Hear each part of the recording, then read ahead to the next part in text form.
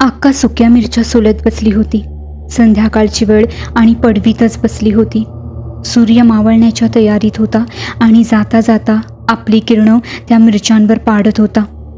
अक्काने वर पाहिलं आणि समोर बघते तर काय, उमा लंगडत समोरून येत होती. उमा म्हणजे अक्काची सून. काय ग, काय झालं? अक्का उठली आणि तिने विचारलं. अहो अक्का, पाय मुरगळला, विहिरीवर जरा पाणी काढत होते, पाय दुखतोय असं दर्शवत उमा म्हणाली. अगं मुली, ही विहीर आहे, तुमचा मुंबईचा स्विमिंग पूल नाही. काळजीने पाणी काढायचं असतं. पाय घसरला मग, आणि एकटीच काय गेली होतीस? कोणाला तरी सोबत घेऊन जायचं ना. अक्काच्या चेहऱ्यावर चिंता दिसून येत होती. बस आधी इथे. अगं सुमे, जरा पाणी गरम कर आणि आण. सुनबाई आज पराक्रम करायला निघाल्या होत्या. उमाला समजलं होतं की अक्कांना आवडलं नाही विहिरीवर पाणी काढणं आणि म्हणाली, माफ करा अक्का, परत नाही जाणार तिथे. अक्काने नुसती मान हलवली आणि पायाला शेक देऊ लागली. उमा म्हणाली की वेद किती नशीबवान आहे की त्याला अक्का आईचं प्रेम आणि माया देत आहेत. रात्र झाली आणि उमा पडूनच होती. अक्का आली आणि म्हणाली, झोपलीस का ग? नाही अक्का, या ना. जरा उठून बसली आणि अक्कांना बसायला जागा दिली. हे बघ मुली, तुला वेदने इथे माझ्या जबाबदारीवर पाठवलंय आणि हे गाव तुझ्यासाठी नवीन आहे, त्यामुळे इथे तिथे जास्त भटकू नकोस. जायचंच असेल तर मला सांग, मी कोणाला तरी पाठवेन तुझ्याबरोबर. वेदला मी सांगितलं होतं की एकत्र या, पण त्याचं काय नेहमी असंच. आता तू आलीस तर कदाचित गतिरोधक लागेल. थोडी डोळ्यात भीती दाखवूनच अक्का म्हणाली. त्यावर उमा म्हणाली, मी समजू शकते की तुम्हाला आमच्याप्रती किती काळजी वाटते.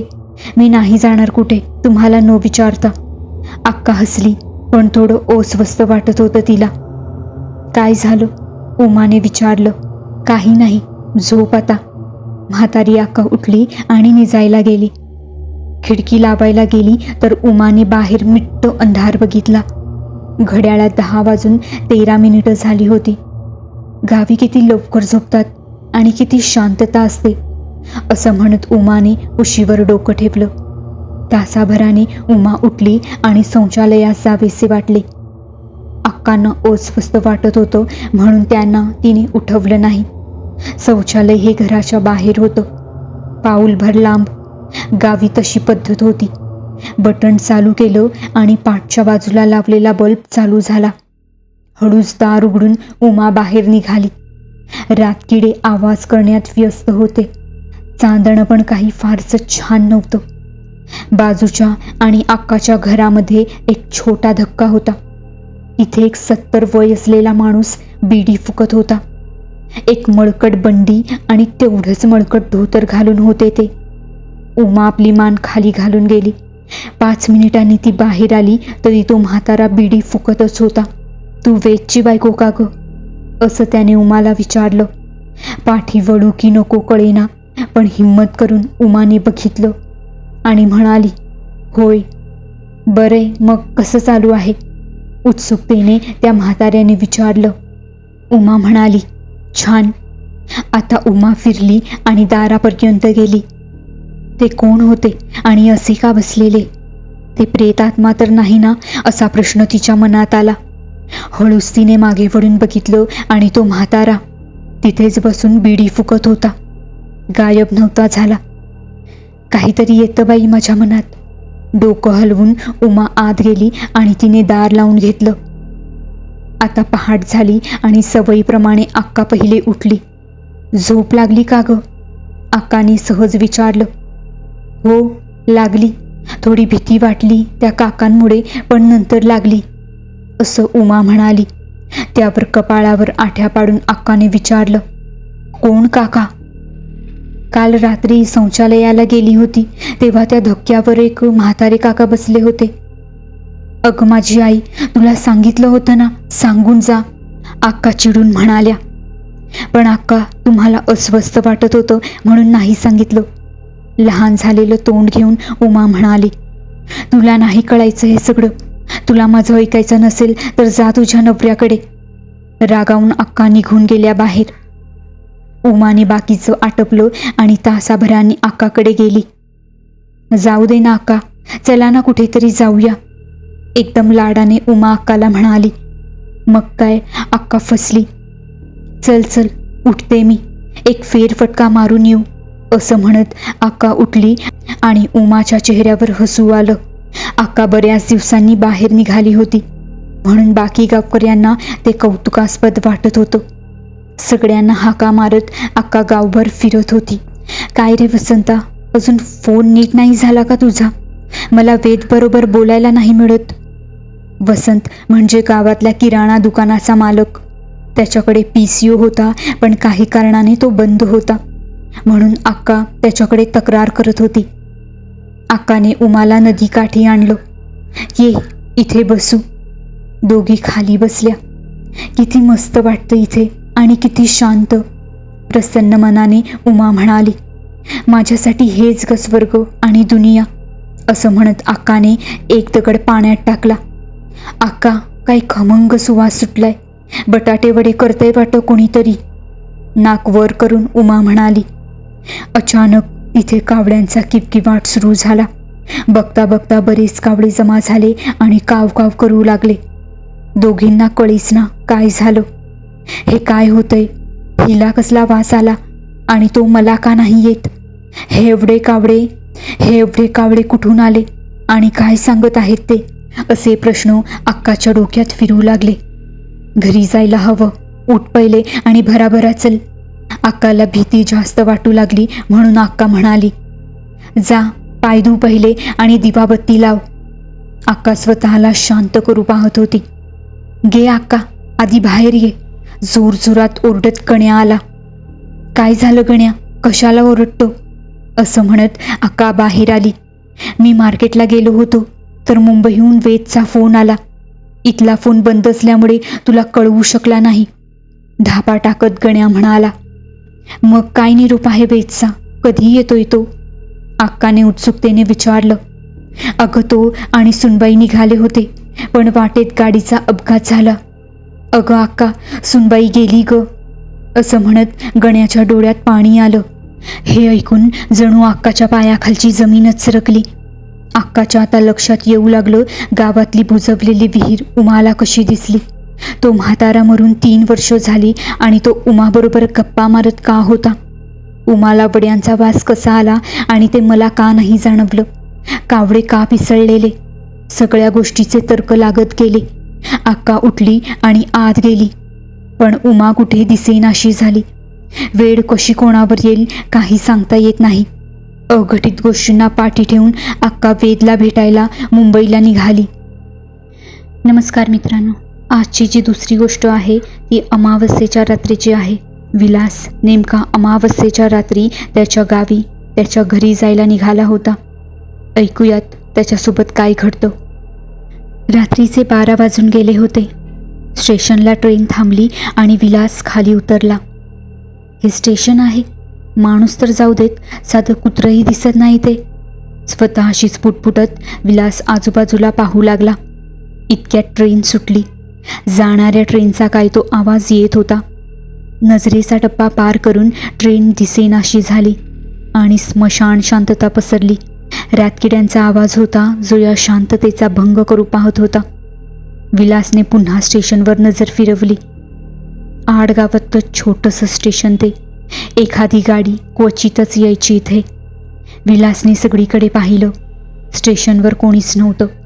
बॅग उचलून विलास गेटजवळ आला. तिथे एका बाकावर एक हमाल पेंगत बसला होता. त्याला हलवत विलासने विचारलं, दादा, जांभेकरांच्या वाड्यावर जायचं आहे, कसा जाऊ? ओ दादा. डोळे चोळत चोळत तो हमाल उठला आणि एका दिशेला बोट दाखवत म्हणाला, ह्यो रस्ता तुम्हासनी जांभेकरांच्या वाड्याकडं घेऊन जाईल. 4 ते 5 मैल लांब आहे तो वाडा.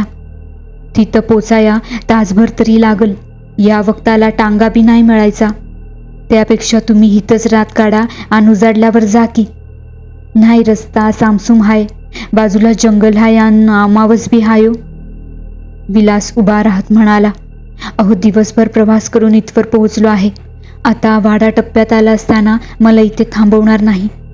एकदा पोहोचलो तिथे की बरं वाटेल मला. धन्यवाद बरं का. बॅग गळ्यात अडकवून विलास स्टेशन बाहेर पडला.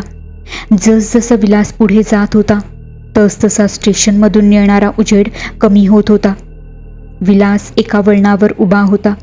त्याने एक पाऊल पुढे टाकलं आणि सर्वत्र अंधाराचं साम्राज्य त्याला दिसू लागलं. तो एक पाऊल मागे आला तर स्टेशनच्या दिव्यांचा मिणमिणता प्रकाश त्याला दिसू लागला. विलासने धीर धरून अंधारात बुडालेल्या रस्त्यावर पाऊल टाकलं.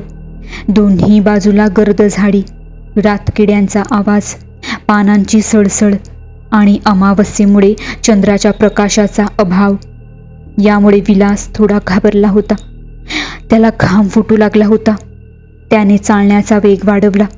तो पुढे जात होता आणि वातावरण अधिकच अंधार होत गेलं. इतक्यात काहीतरी हवेत तरंगत त्याच्या समोरून गेलं.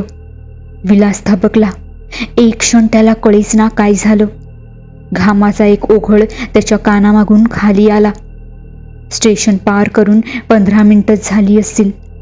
विलासला वाटलं आता धावत सुटावं आणि स्टेशन गाठावं पुन्हा. तो काही हालचाल करणार इतक्यात. घाबरू नकोस मुला, पटवागुळ होतं ते. हे शब्द कानी पडताच त्याने चपापून मागे पाहिलं. एक वृद्ध माणूस मागे उभा होता. चेहऱ्यावर प्रसन्न हसू आणि डोळ्यांत एक चमक असणारा तो माणूस विलासच्या जवळ येत म्हणाला, घाबरू नकोस मुला, जंगल आहे नाही, वटवाघूळ फिरतच असतात इथे. पण तू कोण आणि या आडवेळेस इथे काय करतो आहेस? त्या आजोबाला पाहून विलासला जरा धीर आला. तो म्हणाला, आजोबा, मी माझ्या आजोळी चाललो आहे. दत्तात्रय जांभेकर माझे आजोबा, तिथेच निघालो आहे. हे ऐकताच ते आजोबा प्रसन्नतेने म्हणाले, अरे म्हणजे तू दत्ताचा नातू विलास ना? किती मोठा झालास रे. अगदी लहान असताना पाहिलं होतं तुला. जेव्हा गाव सोडून तुझे बाबा शहराकडे गेले त्यानंतर आज पाहतो आहे मी तुला. विलास ऐकत होता पण त्याला या माणसाची ओळख पटत नव्हती. शेवटी तो माणूसच म्हणाला, तू मला ओळखलं नसशीलच. अरे मी गजाभाऊ, तुझा आजा, दोस्त हो माझा, एकदम जिगरी दोस्त. वाड्याच्या जवळच घर आहे माझं. फेरफटका मारायला निघालो होतो तर तुला गोंधळलेलं पाहिलं म्हणून आलो. बरं चल, मी येतो तुझ्या सोबतीला. काय ना, अंधार आहे, जंगल आहे, वाटबीट चुकलास तर नसतं संकट यायचं. लांडग्यांचा सुळसुळाट आहे ना इथे. गजाभाऊंची साथ मिळाल्यामुळे विलासला जरा हायसं वाटलं. गजाभाऊंची गप्पा गोष्टी करत विलास रस्ता कापू लागला. काही क्षणात वाडा नजरेच्या टप्प्यात आला. गेटजवळ पोहोचताच गजाभाऊ म्हणाले, चला, तू तुझ्या ठिकाणी सुखरूप पोहोचलास. माझं काम झालं, आता निघतो मी. विलासने त्यांना आत येण्याचा खूप आग्रह केला पण काहीही न ऐकता ते चालू पडले. त्यांना पाठमोरं जाताना विलास पाहत राहिला. मग गेट उघडून विलास आत गेला. ओसरीवर बसलेले विलासचे आजी आजोबा त्याचीच वाट पाहत होते. तो दिसताच आजी आजोबा एकदम म्हणाले, विलास, अरे किती उशीर, केव्हाची वाट पाहतो आहोत आम्ही. आणि काय रे, गेटवर का उभा होतास? गेटकडे पाहत विलास म्हणाला, अहो गजाभाऊंचा निरोप घेत होतो. हे ऐकताच आजोबांनी आश्चर्याने विचारलं, कोणाचा निरोप घेत होतास तू? विलास लगेच म्हणाला, अहो आबा, गजाभाऊंचा. तुमचे इतके चांगले मित्र आणि कोण म्हणून विचारताय? अहो तेच तर सोबतीला होते माझ्या. तुम्ही पाहिलं नाही का त्यांना गेटवर माझ्यासोबत? आजोबा जवळ येत म्हणाले, कसं शक्य आहे? अरे महिन्याभरापूर्वी अमावस्येच्याच दिवशी त्यांचा मृत्यू झाला आहे. रात्री फेरफटका मारत असताना म्हणे लांडग्यांनी त्यांच्यावर हल्ला केला आणि त्यातच ते गेले. हे ऐकून विलासला धक्का बसला. गेटकडे पाहत तो म्हणाला, म्हणजे मला भेटलेले गजाभाऊ खरे नसून ते? विलासच्या डोळ्यात पाणी तरारलं. गेटकडे पाहतच त्याने गजाभाऊंना नमस्कार केला. तेव्हापासून आजपर्यंत दर अमावस्येच्या रात्री हा चमत्कारिक प्रकार घडू लागला. रात्री अपरात्री जंगलाकडे वाट चुकलेल्या वाटसरूंना गजाभाऊंची सोबत मिळून ते वाटसरू त्यांच्या इष्टस्थळी पोहोचू लागले. काही माणसं मेल्यावरही चांगले कार्य करणं सोडत नाही.